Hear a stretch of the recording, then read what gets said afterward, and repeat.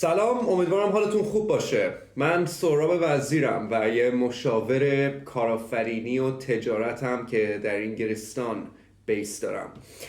امروز میخوام راجع به ویزای کارآفرینی انگلیس که اسمش از Innovator Founder ویزا یه خورده دیگه صحبت بکنم. یه دوتا ویدیو قبلا گذاشته بودم که راجع بهش چیزایی گفتم.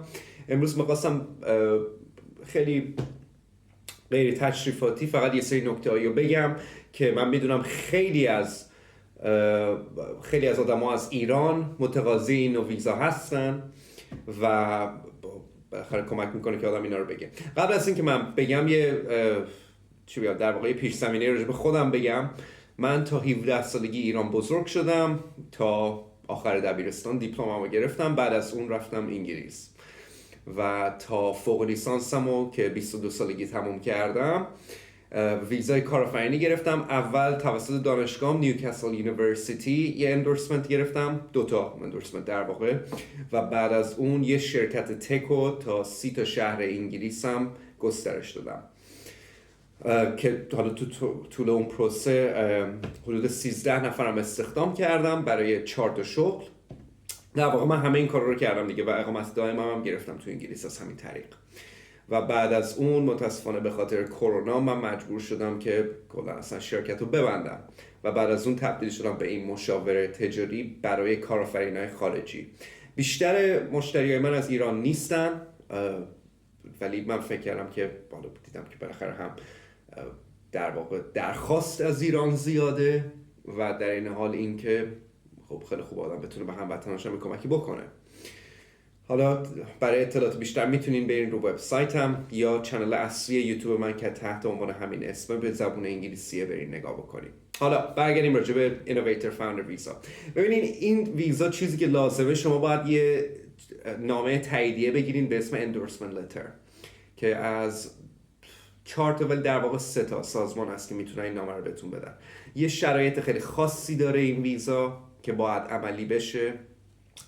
من اینا رو تو ویدیو قبلی گفتم، خودتونم میتونید بخونین، ولی میخواستم یه نکته هایی رو بگم. اونم این که چون این چیزها رو دیدم آنلاین و گفتم در واقع اینا رو این شک و تردید و باورهای غلط رو پاک بکنم. اول از همه هیچ پولی به شما نمیده. دولت انگلستان هیچ پولی به شما نخواهد داد. چون من دیده بودم یه نفر فکر میکرد که 50,000 پوندی که در واقع سرمایه گذاری باید بشه روی ویزا رو دولت انگلستان میده. میخواستم بگم اون خبر نیست. فرش قرمزی هم براتون پهن نمیکنن، با لیموزین هم نمیان دنبالتون تو فرودگاه. پس هیچ نوع انتظاری نداشته باشین. این از این. دوما توی این ویزا فقط گرفتن ویزا و اندورسمنت نیست. باید شما یه بزنس پلانی بدین که واقع بینانه باشه برای اینکه اون تارگت هایی که مشخص میکنین توی بزنس پلان تو سال دوم و سوم شما باید این تارگت ها رو ملاقات کنین، یعنی به اونجا باید برسین. اگر نرسین اندورسمنت آخر که برای اقامت دائم شماست ممکنه به شما داده نشه و این در واقع اتلاف وقت و هزینه شماست. این از این.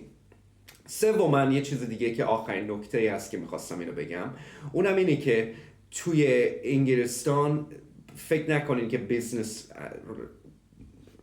راه اندازی بزنس و گسترشش کار راحتی نیست.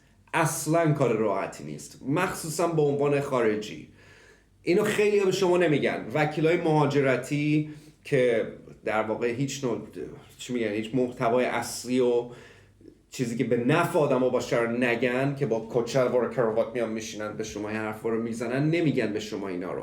ولی من به شما میگم که گسترش بزنس تو انگلیس کار خیلی سختیه و خیلی مهمه که از نظر فرهنگی و زبانی شما مسلط باشین. آیلتس کافی نیست. شما باید بتونین ارتباط برقرار کنین با اون جامعه درست که بتونین یه بزنس رو رشد بدین. اینو واقعا مد نظرتون داشته باشین، برای اینکه خیلی مهمه. مگر اینکه قراره فقط با ایرانی‌ها کار بکنین که حالا من نمیدونم، حالا ممکنه یه بزنس خاصی باشه، ولی این خیلی مهمه. خواهشاً اینو در نظر داشته باشین. اگه برای بزنس پلان یا برای حتی ایده بزنسیتون میخواین که یه نفر بیاد و اینو بررسی بکنه، بهتون فیدبک بده قبل از اینکه، چون برای اندورسمنت بادی‌ها باید 1200 پوند پول بدین که بهتون بگن آره یا نه.